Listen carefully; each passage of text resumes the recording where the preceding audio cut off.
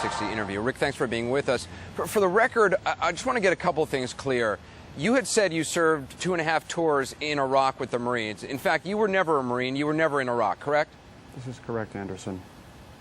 And you claimed you had gone to Annapolis, to the Naval Academy. You did not go to Annapolis, correct? That is correct, Anderson.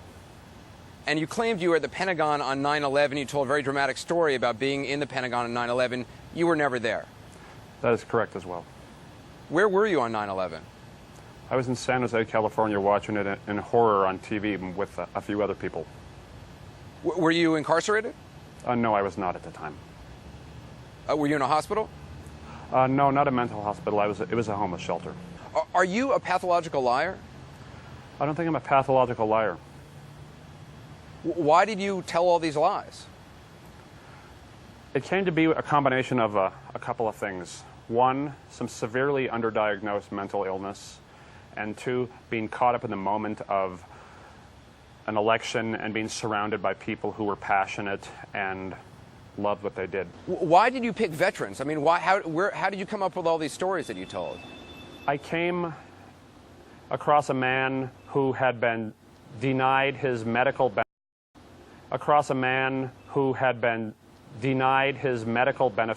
All these stories that you told. I came across a man who had been denied his... All these stories that you told. I came across a man who had been denied... All these stories that you told. I came across a man who had been denied... All these stories that you told. I came across a man who had been denied his medical benefits because they said the PTSD that he was suffering was a sham.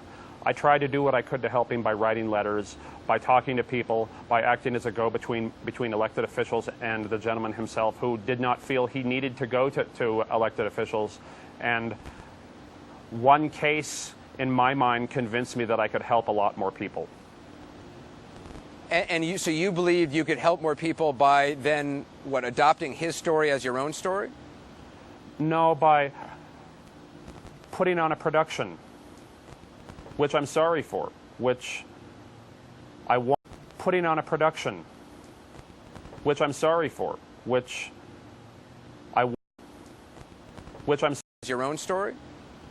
No, by putting on a production. Your own story?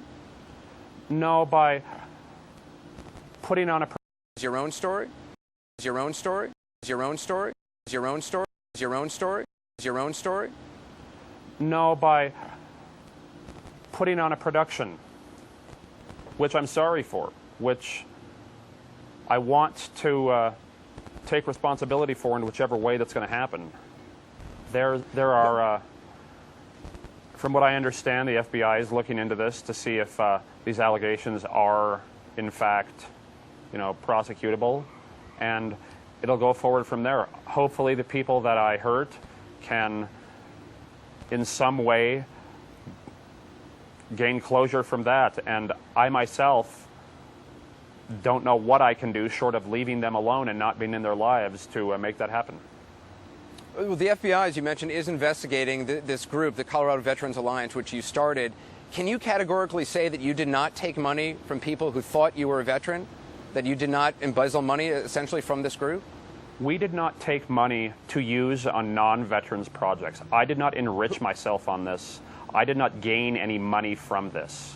When you found out that it was all unraveling, did you try to hold it together, or what was your reaction? No, when it was unraveling, when the two gentlemen from the FBI were sitting there talking to me, it unraveled, and I spent the next 3 days in a psychological unit at the Denver City Jail. Bottom line, you don't believe that you have hurt veterans' causes. You don't believe you have hurt those who stand up and want to talk about PTSD or other issues that are important to vets. In a way, yeah, I have done that. In a way, I have done that. I don't know exactly in what way, though. It's not for me to say, and time will tell. Rick Strandlorf, I appreciate your time. Thanks for being with us. Thank you.